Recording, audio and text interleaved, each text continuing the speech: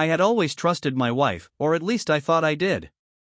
We'd been married for 7 years, built a life together, bought a house, and even talked about starting a family soon. Yet, that illusion of security came crashing down one rainy evening. I returned home earlier than usual from work, exhausted but looking forward to seeing her smile and maybe sharing a quiet dinner. The house was eerily silent, and I felt a strange tension in the air the moment I stepped inside. As I called out her name, the sound of hurried footsteps echoed from the bedroom. My heart sank. I froze in the doorway, watching her stumble to pull the sheets over herself. Across the room, a man I had never met froze as well, his eyes locking on mine in sheer panic. It was then I realized the truth I had been blind to for months: my wife had been having an affair. The confrontation was silent at first. I didn't shout, didn't ask questions. I simply walked in, took in the scene, and let the reality settle over me like a heavy, suffocating blanket. Her lover, a man I assumed was just some colleague she had mentioned casually, now stood awkwardly in my living room, fully aware that his presence had just shattered someone's world. Who is he? I finally asked, my voice cold and steady. My wife's eyes filled with panic, her mouth opening and closing like a fish out of water. I mean, he's just a friend, she stammered. I didn't need more.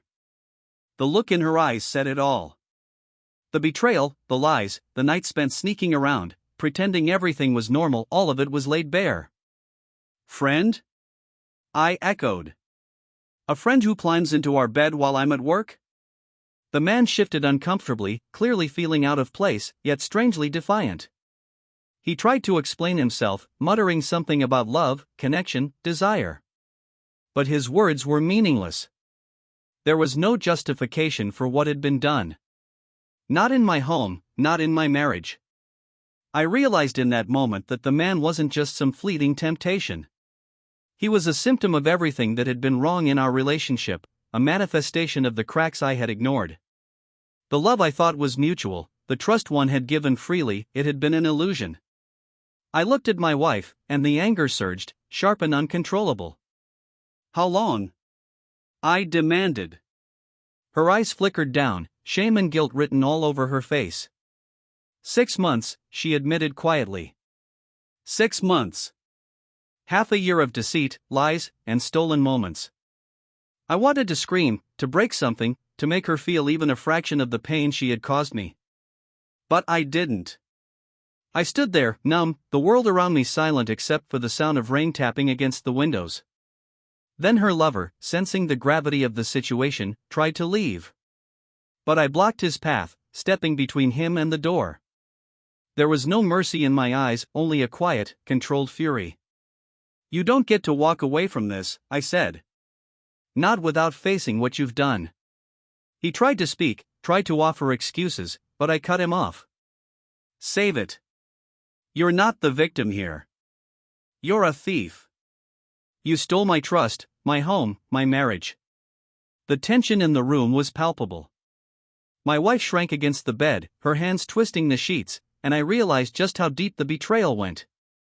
Not just the affair, but the audacity to continue life as if nothing had happened, to pretend I wouldn't find out, to think I would forgive and forget. I finally spoke to her, my voice softer now, almost mournful. We were supposed to be partners. We were supposed to be a team.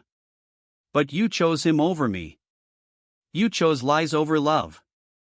And now, you've left me no choice. Her lips trembled as she tried to respond, but I held up a hand. Don't speak. There's nothing you can say that can fix this. You've made your choice. I turned to her lover, my gaze unyielding. And you, I said, get out. Leave my house, leave my life. If I ever see you again, I let the threat hang in the air, heavy and dangerous.